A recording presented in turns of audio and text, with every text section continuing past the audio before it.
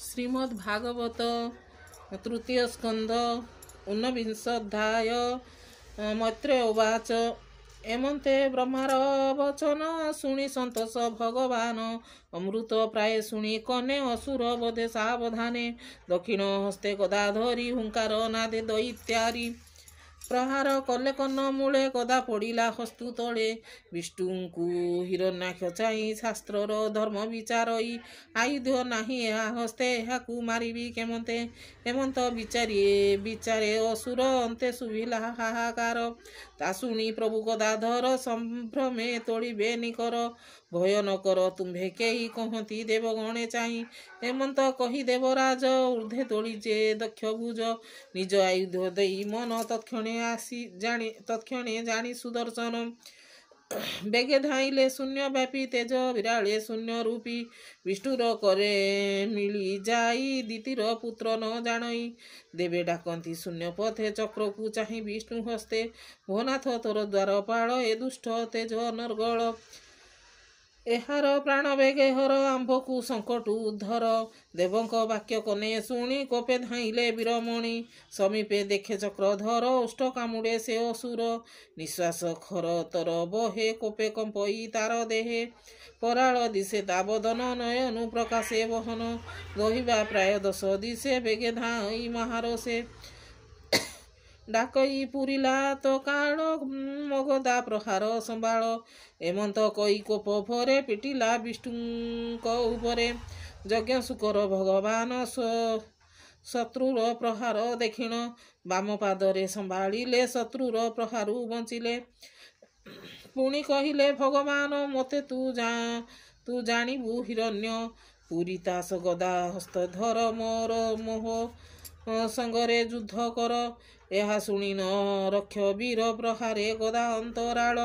ଗଦା ଆସିବା ଦେଖି ହରି ଅବଲୀଳାରେ ତାହା ଧରି ରଖିଲେ ଆପଣା ଜୀବନ ରାକ୍ଷସ ହେଲା ହତମାନ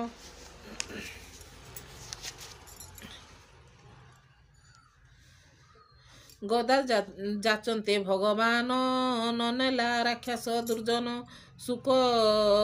ଶୂଳ ଯେ ନେଲା ମହାରୋଷେ ଅଳ୍ପ ଦହନ ପ୍ରାୟ ଦିଶେ ଚକ୍ରରେ ଛେଦିଲେ ତ୍ରିଶୂଳ ତାହା ଦେଖିଲା ରକ୍ଷବୀର ତ୍ରିଶୂଳ ଭଗ୍ନ ଦେଖି ରୋଷେ ବେକେ ମିଳିଲା ବିଷ୍ଣୁ ପାଶେ ମୁଷ୍ଟି ଉଚାରି ବ୍ରଜ ପ୍ରାୟ ପ୍ରହାରେ ଯଜ୍ଞ ରୂପୀ ଦେହେ ମାୟାବୀ ଦୃଷ୍ଟ ହିରଣ୍ୟାକ୍ଷ ଶରୀର ଗଲା ଅନ୍ତରିକ୍ଷ କେହି ନ ଦେଖେ କେଣେ ଗଲା ଅଦ୍ଭୁତେ ଶବଦ ଶୁଭିଲା ତାର ପ୍ରକାଶେ ପଦ୍ମମୁଖ ସ୍ୱଭାବେ ହୋଇଲେ ବିମୁଖ ଯୁଦ୍ଧକୁ ପଶୁ ମେଘ ଜେନେ ପ୍ରହାରେ ଦୁଃଖ ନାହିଁ ମନେ ପୁଣି କ୍ଷଣକେ ମହାରୋଷେ ଅସୁର ମିଳି ବିଷ୍ଣୁ ପାଶେ ମାୟା ସର୍ଜିଲା ପ୍ରମିତେ ଶ୍ରୀ ମାୟାଧରର ଅଗ୍ରତେ ସେ ମାୟା ଦେଖି ଦେବ ଜନେ ହସ୍ତ ଆଚ୍ଛାଦିଲେ ଲୋଚନେ ଶରୀର କମ୍ପେ ମହାଭୟେ ଶୁଣିଲେ ପ୍ରଳୟର ପ୍ରାୟେ ପ୍ରଚଣ୍ଡ ବାତ ବହେ ଖରେ ଶୂନ୍ୟ ପାଷାଣ ବିଷ୍ଣୁ ବୃଷ୍ଟି करे भस्मपूरित 10 दिशे निर्झर पाषाण बरसे घोर गर्जन महामेघे रुधिर बरसंती बेगे पुणी परीक्ष मूत्र अस्थि प्राणीर संगे बरसंती पर्वत प्राय देह करी निश्चय आनिले असुरी मायारे दर्प विनाशने कोपे बसिला विष्णु मने सुदर्शन धरी करे हरि धाइले धातिकारे स्वभावे कश्यप भुवने भय बसिला दिति मने हृदय कंपई कातर पदन स्फुरे कंपजोरे स्वामीर वचन सुमरे तनुरु रुधिर जे धरे चक्रर तेज माया गला रवि किरण प्रकाशिला पुणी असुर महाकोपे मिलिला विष्णुर समीपे रोषे अरुण दिशे दुष्टि दे तोलिला बेनी मुष्टि गोविंद पादे प्रहारिला सभये घोर नाद कला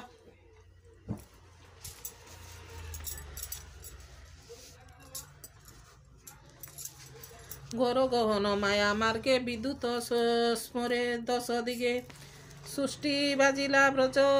प्राय देखी कंपिले देवराय कर प्रसारी कन्न मूले गोविंद प्रहारिले बळे पूर्वे जे सन सुर राय विश्वकर्मार पुत्र देहे प्रहार करी कन्न मूले प्राण हारिले तार बळे एमंत विष्णुर प्रहारे प्राण छाड़िला कलबरे मुष्टि प्रहारे मुंड फाटी पड़िला मही तले लुटी दांत कामुड़े अति छंदे प्राण छाड़िला घोर नादे असुर मृत्यु देवे देखी मिलिले गगन उपेक्षी देखिले असुर बदन भ्रुकुटी कुटिल नयन विधाता आदि सुर वृंद करती जय जय नाद कहती धन्य ए असुर विष्णुर हस्ते गला मार एमंते के पाई मरण मायारे कला घोर रण धने जीवन हार ब्राह्मण सापु कला पार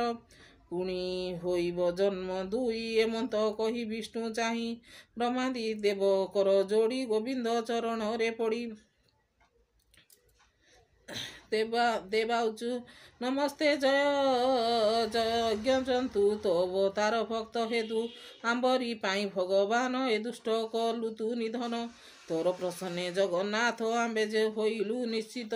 तोर संसार पाळ एबे मत कही सर्व देवे आनंदे गले निज पुर सुमने शुण हे विदुर मैत्री उवाच ए महा हिरण्याक्ष मारी यज्ञ बराह रूप धरी निज भुवने हरि गले उत्सवे परम मंगले ब्रह्मादि देव कले स्तुति निज भुवने लक्ष्मीपति भक्त उधारी महारोषे मिलिले कमलार पासे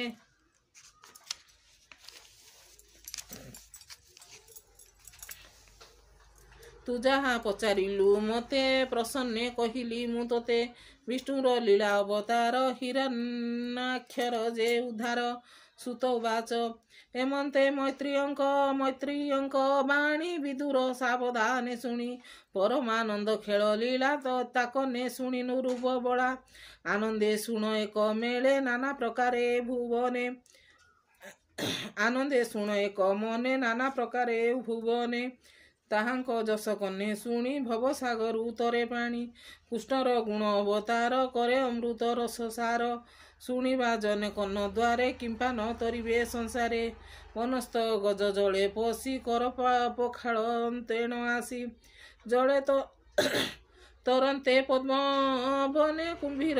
ग्रासन्ते तत्क्षणे चरणे न पारिला आणी अनेक हस्ती ताकु टाणी न पारी होइला विषाद चित्ते चिंतिले विष्णु पाद तत्क्षणे प्रभु चक्र फाणी गजे रखिले ग्राह हाणी तार चरणे मुनि वृंद नाना प्रकारे जोग तार चरणे मुनि वृंदे नाना प्रकार जोग साधे अभय पाद जे मिलती जे जन नाना भावे चिंती एभे शुण परीक्षित अमृत रस भागवत शुकर रूपे नारायण कले पालन संहारण धरणी उद्धारिले दान्ते क्रीडा विहरे जगते एकथा श्रवण कीर्तन क्षणे बंचती जेउ जन ब्राह्मण बध करिथिले दोष न लागे ताकु भले ए पुण्य जस हरि कथा धन आयुध मुख्य दाता प्राण इंद्रिय सुख भावे दुर्गति दुष्ट बुद्धि देवे भाषा प्रबंधे भागवत कहिले विप्र जगन्नाथ इति श्रीमद्भागवते महापुराणे परमहंस संहिताये 82 तृतीय स्कंदे हिरण्यक्ष वध करणे नाम 19 अध्याय।